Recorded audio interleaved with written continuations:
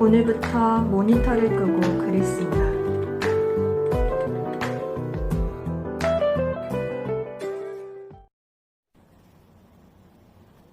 졸린 듯한 한 주였다. 회사를 그만둘 생각은 없었다. 충분히 남은 시간을 활용해 개인 작업을 할 수 있을 거라고 생각했으니까. 하지만 사무실에 앉아있는 시간은 나와 회사의 방향 차이를 더 확인하는 시간이었고, 그래서 더 지쳤다.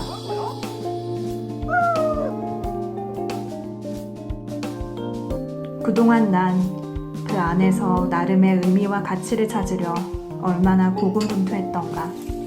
그런 건 됐고, 조용히 넌 내가 원하는 것만 해 라고 하는 이곳에 더 이상 남아있을 필요는 없다고 느껴졌다.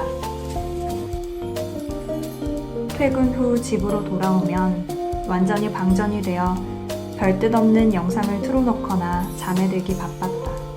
한 주를 그렇게 유영하듯 무기력하게 지냈다. 주변 사람들이나 가족을 완전히 배제할 수는 없었기에 더 피곤했다. 하지만 온전히 나를 위한 선택이라는 확신이 들자 그런 걱정들은 단숨에 사라졌다. 애매한 삶에 대한 태도는 언제나 애매한 결과만을 낳는다는 걸 수도 없이 경험했으니까. 과거의 나는 내 삶의 상당 부분을 주어진 상황과 다른 사람들에게 맡겼다. 수동적으로 부여된 역할과 관계 안에서 나를 정의했다. 뭔가 이게 아닌데 라는 생각이 들어 정신을 차리면 그때는 이미 한 발 늦어 있었다.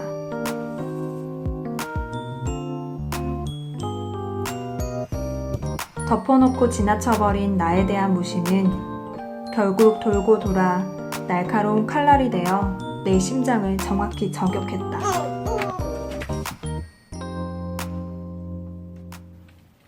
모니터를 끄고 글을 쓰는 연습을 한다. 시각장애를 얻고 텍스트를 보기 어려워지면서 스크린 리더 사용법을 배웠다. 스크린 리더를 사용하면 화면을 보지 않고도 소리로 접근해 컴퓨터를 사용할 수 있다. 하지만 여전히 나는 보던 습관을 버리지 못하고 남아있는 시력을 꾸역꾸역 붙잡아 흐릿한 화면이라도 보고 작업해야 마음이 놓였다. 자세는 점점 안 좋아졌고 작업에 대한 피로도도 커졌다. 그리고 무엇보다 스크린 리더 사용 능력이 늘지 않았다.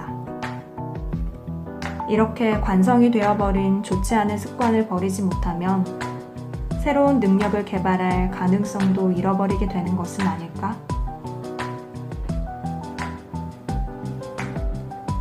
변하는 시간 속에서 과거에 대한 정체는 퇴화로 이어질 수 있다.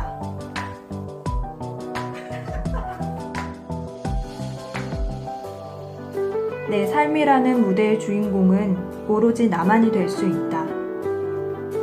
그 자리를 다른 무언가에게 내어줄 것인가? 우리는 항상 질문하고 고민해야 한다.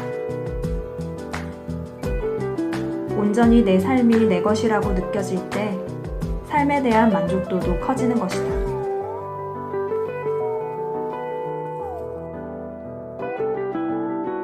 그건 너무 이기적이지 않냐고 물을 수도 있다.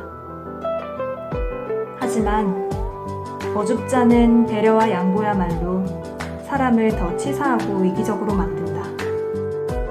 자신에 대한 이해와 존중이 없다면 그것은 타인에게로 절대 이어지지 않는다. 오늘 당신에게 묻는다.